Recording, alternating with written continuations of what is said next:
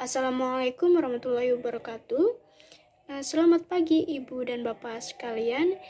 Perkenalkan, di sini saya Tria Rahmawati, mahasiswi program Studi Kesehatan Masyarakat semester 3 dari Universitas Islam Al-Ihya Kuningan. Di sini saya akan membahas mengenai penyakit kusta.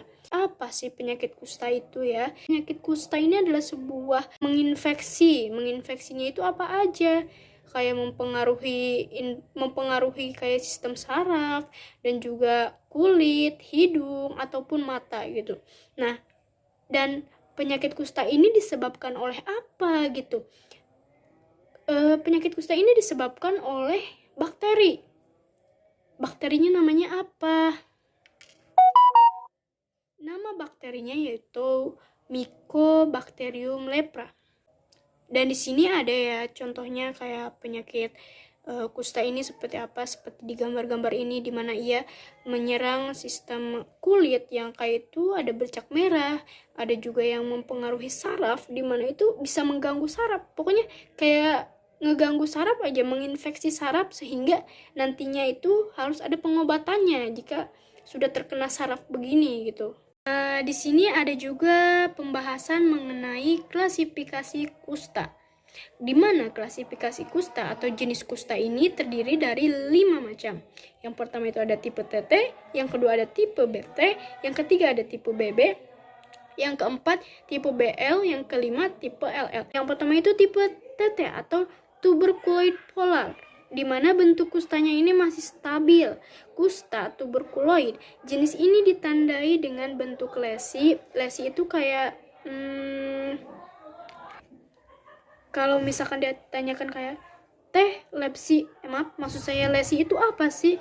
Nah, jadi begini Bapak Ibu, lesi itu kayak sebuah keadaan abnormal. Abnormal itu apa? Tidak normalnya suatu jaringan, atau yang lagi dibahas ini kan lesi ya. Lesi kulit itu berarti tidak normalnya si kulit itu gitu. Jadi kusta tuberculosis ini, jenis ini ditandai dengan bentuk yang tidak normal, yang datar, dan beberapa diantaranya berukuran besar serta mati rasa akibat mempengaruhi saraf. Jadi bentuk bercaknya ini tidak normal tapi masih stabil gitu. Kenapa dikatakan masih stabil? Karena pada kusta jenis ini itu masih bisa sembuh dengan sendirinya gitu, bertahan dan mungkin berkembang ke bentuk yang parah jika tidak segera diobati. Terus yang selanjutnya itu kan ada yang tadi saya sebutkan, yang kedua ada jenis BT atau borderline tuberculosis, di mana kusta tuberculosis borderline ini lesi atau ketidaknormalan kusta jenis ini mirip dengan yang sebelumnya, tetapi jumlahnya lebih banyak. Selain itu, kusta jenis ini mulai mempengaruhi banyak titik saraf, tidak dapat sembuh dengan sendirinya, namun bisa ke bentuk kusta tuberculosis. Namun kusta ini pastinya dapat bertahan atau berkembang ke bentuk yang lebih parah. Jadi borderline ini dapat sembuh dengan sendirinya, namun bisa sama gitu kayak yang sebelumnya, masih bisa ke bentuk kusta yang lain. Tapi kalau misalkan kita ya berobat itu ya bisa hilang juga kalau kusta si tuberculosis ini yang borderline. Terus yang ketiga ada yang tipe BB, mid borderline, di mana ini tuh sering kita sebut dengan plak kusta kemerahan borderline. Nah, jenis ini sudah menimbulkan mati rasa di banyak area. Wah, berarti ini udah hampir ke sistem sarafnya udah banyak yang kena ya dari kusta ini. Bahkan menyebabkan pembengkakan pada kelenjar getah bening. Loh, kelenjar getah bening loh, ini juga kusta ini jangan dianggap remeh ya Ibu Bapak mengenai kusta ini.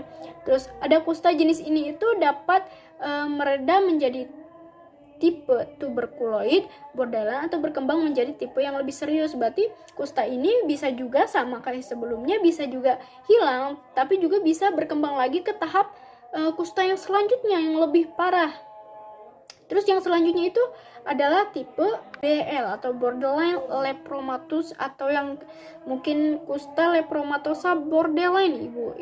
Ini tuh yang keempat ya, dimana kusta ini ditandai dengan banyak lesi atau banyaknya abnormal gitu, kayak banyaknya kecacatan mungkin ya, ketidaksempurnaan termasuk kayak lesi datar, terus benjolan atau nodul dan plak juga semakin banyak serta menimbulkan mati rasa. Lebih parah, ada lagi nih kusta yang kelima ini, ada tipe klasifikasi kusta yang paling parah. Yang kelima itu ada tipe LL, dimana ini itu adalah lepromatosa polar. Nah, bentuknya itu si kusta lepromatosa ini adalah bentuk terparah karena keanehan atau kayak lesi yang merah yang bercak-becak gitunya itu sudah muncul semakin banyak. Banyaknya itu bukan banyak tapi banyak banget gitu, dan disertai juga dengan bakteri yang tadi saya sebutkan. Bakterinya itu apa? Mycobacterium leprae ya. Terus kusta ini juga telah mempengaruhi saraf lebih serius sehingga rambut pengidapnya juga mulai rontok dan juga tungkainya mulai melemah. Kusta lepromatosa harus segera diobati karena jenis ini akan terus memburuk. Nah, cara penularannya itu bagaimana, Teteh? Cara pencegahannya, cara pengobatannya penyakit? Ya sudah, mari kita bahas mengenai cara penularan, pencegahan, dan juga pengobatan penyakit kusta.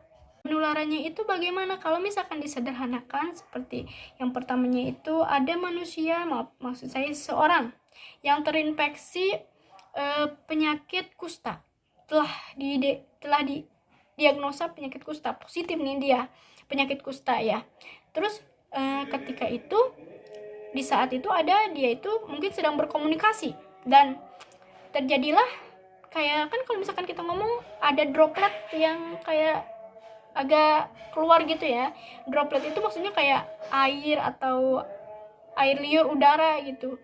Nah, terus dari droplet ini, dari si positif kusta ini, percikan-percikan dropletnya itu kan mengandung virus ya, virus Mycobacterium lepra.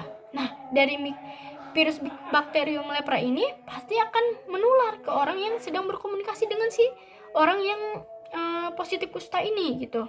Nah, dari ini tuh, nah si orang yang tadinya negatif kusta bisa menjadi positif kusta. Cegahannya itu bagaimana? Kita agar tidak terkena penyakit kusta gitu. Pencegahannya itu dengan cara PHBS, perilaku hidup bersih dan sehat. Terus yang keduanya itu apa? Menjaga daya tahan tubuh. Terus yang ketiga ada hindari bepergian ke daerah-daerah endemik kusta. Juga yang keempat itu mengonsumsi obat kusta jika terkena kusta. Yang keenam itu ada pakai masker dan jaga kebersihan. Pengobatan kusta ini itu bisa dilakukan dengan 2 cara. Ibu, bapak ya, mungkin biar bisa sharing untuk caring juga ya. Kalau misalkan udah tahu pencegahan, pengobatan, apa itu kusta, nanti kalau misalkan ibu dan bapak ditanya kusta itu apa, atau ada kuis mengenai kusta, ibu dan bapak bisa ikutan gitu, karena ibu dan bapak udah mengetahui apa itu kusta dan bagaimana pencegahannya, bagaimana pengobatannya gitu. Yang pertama itu ada pemberian antibiotik. Yang pertama itu pemberian antibiotik, yang kedua itu operasi. Nah, operasi umumnya akan dilakukan dengan penanganan lanjutan. Operasi bagi penderita kusta ini berguna untuk apa sih? Bertujuan untuk apa? Bermanfaat untuk apa? Yang pertama itu menormalkan fungsi saraf yang rusak, yang telah dirusak oleh penyakit kusta itu, yang telah dirusak oleh Mycobacterium leprae itu. Terus yang kedua itu memperbaiki bentuk tubuh yang cacat. Yang ketiga itu mengembalikan fungsi anggota tubuh. Cukup, terima kasih pembahasan saya mengenai penyakit kusta ini. Mungkin ibu dan bapak bisa menyebarluaskan mengenai wawasan penyakit kusta ini, ibu dan bapak. Dan juga mohon dimaafkan bila ada kesalahan di dalam pengucapan atau ketika penyampaian materi. Mungkin cukup sekian, saya ucapkan terima kasih. Wassalamualaikum warahmatullahi wabarakatuh.